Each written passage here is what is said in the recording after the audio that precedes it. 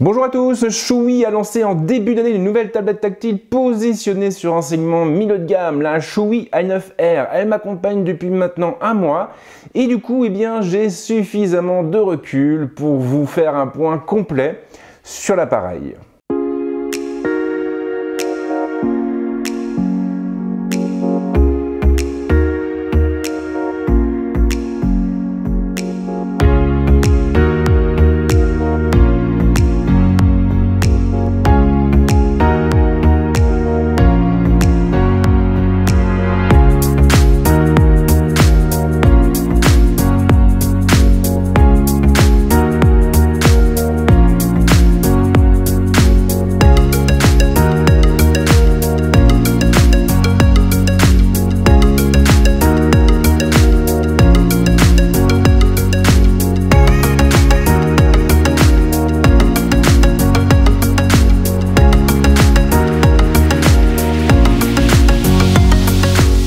Alors pour celles et ceux qui ne la connaîtraient pas encore, Choui n'est pas une boîte récente. Elle a ouvert ses portes en 2004, elle est très bien implantée sur les marchés asiatiques. Elle a aussi trouvé le chemin menant vers l'Amérique du Sud et maintenant elle en a après l'Europe et notamment après le marché français. C'est précisément ce qui l'a poussé à me contacter afin de me proposer sa tablette en test. Dans la prise en main que vous avez pu découvrir le mois dernier, on s'en était tenu au strict minimum et on s'était finalement focalisé sur le packaging, sur les accessoires, sur le design et l'ergonomie. Dans ce test, on va aller un peu plus loin et on va se focaliser notamment sur l'écran de la tablette, son processeur, son autonomie, son modem, ses fonctions. Et le bilan est très loin d'être complètement positif en réalité. Pour être tout à fait franc avec vous, j'ai été assez déçu par cette tablette et notamment par certains points totalement rédhibitoires à mes yeux. Mais je vais pas vous spoiler non plus et si vous voulez connaître ces points bloquants, vous allez devoir regarder ce test. Et ouais.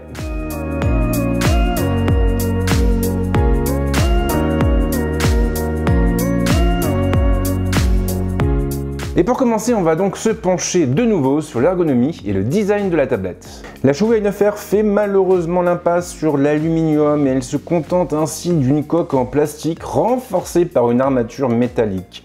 Choui a opté pour des couleurs plutôt neutres et le dos de la tablette tend ainsi vers le gris foncé avec une finition mate. La tablette n'est pas bien à regarder, c'est sûr, mais elle offre tout de même des finitions bien en dessous de celles d'un iPad, ce qui est finalement assez logique puisqu'elle est proposée moitié moins chère. Avec un prix de vente situé autour des 200 €, voire même un petit peu moins, on comprend que le constructeur a dû faire quelques concessions. En revanche, ce qui est vraiment dommage, c'est que le dos de la tablette est un véritable aimant à traces de doigts. Il suffit ainsi de la prendre en main pendant quelques minutes pour se retrouver face à une constellation de traces de paluche. C'est vraiment dommage que Choui n'ait pas pensé à appliquer un traitement oléophobique à la plaque arrière de sa tablette, d'autant que ce problème se pose aussi sur la vitre de protection placée au-dessus de la dalle. Le module photo arrière est intégré à un long bandeau texturé, toujours en plastique bien sûr, et si ce dernier améliorera drastiquement l'appréhension de la tablette en évitant de vilaines glissades, il a surtout pour vocation à dissimuler les différents ports de l'ardoise. Il suffira en effet de déclipser la pièce pour voir apparaître les 3 ports de la i9R. Choui n'a pas lésiné sur cet aspect et la tablette propose ainsi un emplacement pour carte micro SD bien sûr, mais également 2 emplacements pour carte SIM. En théorie, il sera donc possible de faire cohabiter 2 abonnements téléphoniques, de ligne si vous préférez, au sein de la même tablette. Alors sur le papier c'est assez génial, maintenant dans les faits on n'a pas forcément toujours besoin d'avoir 2 slots pour carte SIM, dans le sens où un abonnement téléphonique suffit amplement. Maintenant pour les entreprises et surtout pour les sociétés qui sont adeptes du Bring Your Own Device, ça peut être intéressant de proposer une tablette capable de faire cohabiter 2 lignes, et donc une ligne pro et une ligne perso. D'autant que la Choui i9R est aussi capable, toujours en théorie, de passer des coups de fil. Les boutons sont tous regroupés sur la tranche droite, empilés les uns sous les autres. Le bouton de mise sous tension est placé assez haut et rien ne nous permet de le distinguer des 2 contrôles du volume. Et ça peut poser problème parce que du coup on se retrouvera souvent à appuyer sur ce bouton en voulant régler le volume sonore de la tablette, ce qui peut évidemment s'avérer problématique en pleine partie. La prise casque et le connecteur sont tous les deux placés sur la tranche supérieure, une configuration un peu étonnante. Et là on a un autre manque, c'est-à-dire que Shuwi a opté pour un connecteur au format micro USB. Et ça c'est vraiment dommage parce que l'USB type C se développe de plus en plus et je ne comprends pas ce qui a poussé Shuwi à faire l'impasse là-dessus. L'écran est entouré par d'épaisses bordures et si ce point serait assez gênant sur un smartphone, sur une tablette, c'est plutôt une bonne chose parce que du coup, ces fameuses bordures vont conférer une bonne préhension à l'ensemble.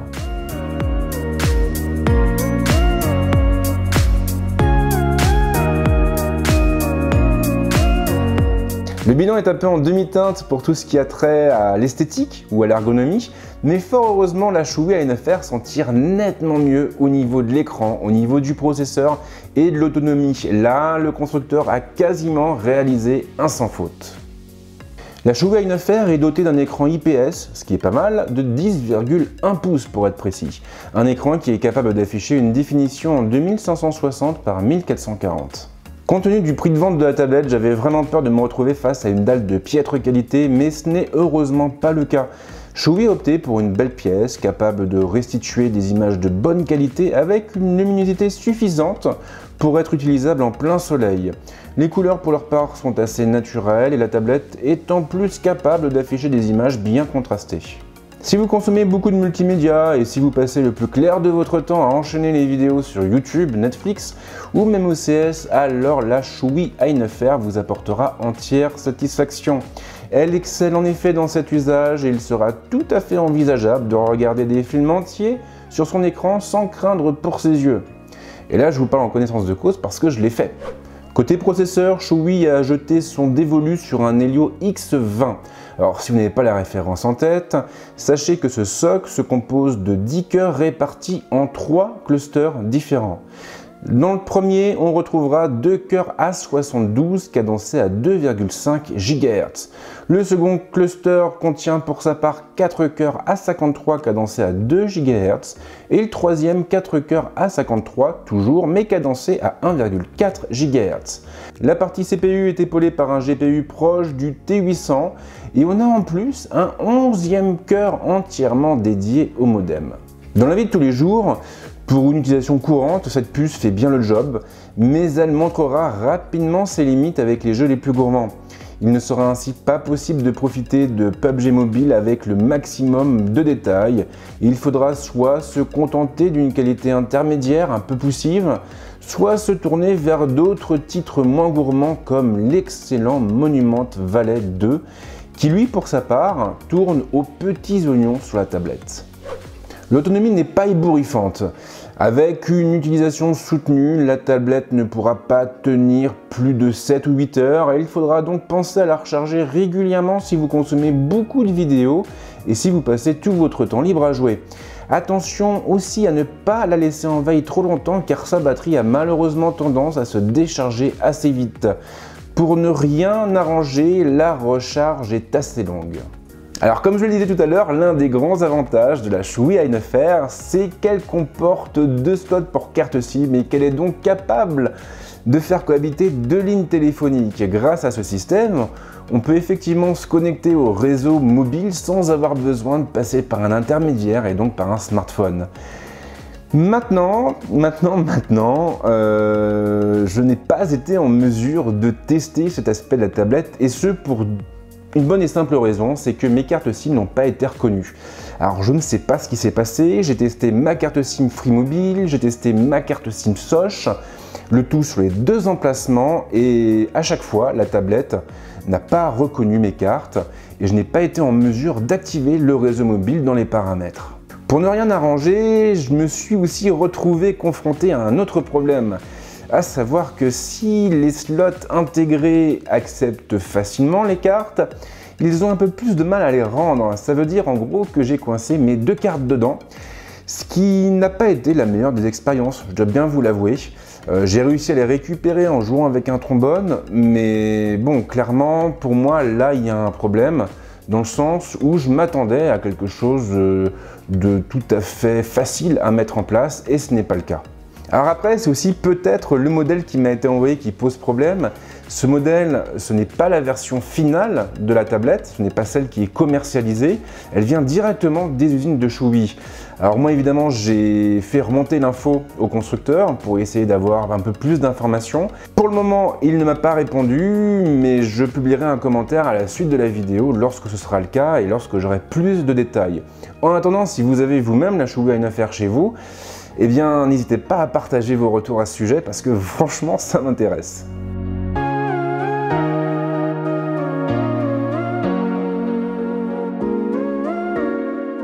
La Choui A9R est bien évidemment livrée sous Android et plus précisément sous Oreo 8.0. En outre, le constructeur a choisi de ne pas mettre en place de surcouche afin de nous offrir l'expérience la plus pure possible. Et ça, c'est finalement une bonne chose parce que la tablette est extrêmement réactive. La plateforme est en effet très bien optimisée et aucune latence particulière ne vient gâcher l'expérience. La tablette répond du tac au tac et la navigation est presque instantanée. Les fonctions habituelles répondent bien entendu présentes. Un appui long sur une icône fera ainsi apparaître une liste d'options contextuelles et il sera possible de se lancer directement dans la rédaction d'un mail sans avoir besoin de lancer Gmail. C'est évidemment très pratique au quotidien. L'affichage multiple est aussi de la partie, il suffira ainsi de passer par le multitâche et de tirer une fenêtre vers la gauche ou vers la droite pour placer deux applications côte à côte. Si cette fonction est parfois utile sur nos smartphones, elle est presque indispensable sur une tablette, et encore plus sur une tablette dotée d'un écran de 10,1 pouces. En revanche, et c'est assez bizarre, le Picture-to-Picture manque cruellement à l'appel. Et c'est vraiment dommage. Alors je ne sais pas pourquoi il ne fonctionne pas, j'ai testé avec Netflix, avec YouTube et d'autres applications et à chaque fois un retour vers l'écran d'accueil renvoie directement vers l'écran d'accueil sans fenêtre pop-up contenant la vidéo. Alors je ne sais pas si Choui a choisi ou non de le désactiver, c'est possible, mais ce n'est qu'une simple supposition de ma part. Bon point en revanche, Choui n'a pas cédé aux sirènes des bloatwares et la A9R est ainsi livrée avec le strict minimum au niveau des applications. On retrouve en effet les outils de Google, bien sûr, mais également tout ce qui a trait au Play Store. Là, on aura un accès direct à la boutique de Google et on pourra donc installer toutes les applications disponibles dessus. Alors côté photo, le capteur placé à l'arrière est franchement décevant. Il ne sera pas en mesure de prendre de belles photos. Les images manqueront cruellement de piquer, des artefacts apparaîtront dès que la lumière ambiante commencera à baisser et même parfois en pleine lumière, ce qui est assez exceptionnel. Fort heureusement, Choui a apporté un peu plus de soin à la caméra frontale et la tablette nous permettra ainsi de profiter des habituelles fonctions de visioconférence dans de bonnes conditions. Si vous voulez le fond de ma pensée, d'ailleurs, c'est mieux que ce soit dans ce sens-là. La partie sonore n'est pas mauvaise, les haut-parleurs sont placés sur la tranche supérieure et nous n'aurons donc pas tendance à les étouffer lorsque nous tiendrons la tablette en main. Si les basses manquent clairement de puissance, le son est tout de même bien équilibré et ce qui est le plus étonnant, c'est qu'il ne sature pas, y compris lorsqu'on le pousse à fond. La prise casque, pour sa part, est correcte, mais elle manque tout de même un peu de puissance.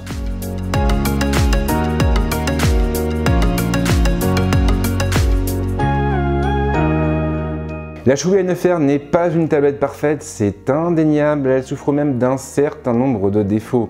Toutefois, ces défauts, il faut aussi les mettre en relation avec le prix de vente de l'appareil. La A9R est proposée à un prix tournant autour des 200 €, mais je la vois souvent passer à 170 ou même 160 € lors des opérations promotionnelles lancées par les importateurs chinois. Et là, finalement, on comprend pourquoi cette tablette, elle ne fait pas un sans faute. Choui reste une boîte privée qui est obligée de dégager des bénéfices pour assurer sa subsistance et celle de ses employés. Et dans ce contexte, eh bien, voilà, il a fallu malheureusement faire des choix. Il a fallu malheureusement faire l'impasse sur certaines fonctions, comme le lecteur d'empreintes digitales par exemple. Et puis il a aussi fallu opter pour des composants un peu moins qualitatifs. Je pense notamment au module photo dorsal qui est là juste pour l'anecdote et qui ne vous servira absolument pas. Maintenant, en dehors de tous les défauts évoqués dans ce test, je pense quand même que la Choui A9R mérite votre intérêt. Pourquoi? Eh bien tout simplement parce que cette tablette elle répond à un usage spécifique et elle suffira amplement pour consulter du multimédia, pour surfer sur internet ou envoyer des mails. Pour moi c'est une tablette qui trouvera parfaitement sa place dans le sac d'un étudiant par exemple ou même d'un enfant. L'écran est plutôt pas mal, le processeur est assez véloce pour faire tourner la plupart des applications distribuées sur le Play Store et puis l'autonomie elle reste tout de même assez correcte. Après le gros point noir pour moi c'est vraiment ce fameux modem et ces fameux slots pour carte SIM qui ne sont pas adaptés. Clairement, c'est bien de proposer de la connectivité sur une tablette, mais il vaut mieux que ça fonctionne correctement derrière et surtout, il vaut mieux permettre aux utilisateurs d'insérer et de récupérer leur carte SIM sans avoir besoin de sortir l'artillerie lourde. Là, en l'occurrence, sur mon modèle, le pari n'est pas respecté et c'est aussi ce qui m'a pas mal bloqué finalement dans ce test. Voilà, je vais m'arrêter là. Comme d'hab, si vous avez des questions, les commentaires sont là pour ça. Et si vous avez aimé cette vidéo, je vous invite à vous abonner à la chaîne, à cliquer sur la petite cloche et puis pourquoi pas à lâcher un like. Et c'est promis, on se retrouve très bientôt avec plein d'autres vidéos et je peux vous assurer qu'il va y avoir de belles surprises dans les semaines à venir. Ciao!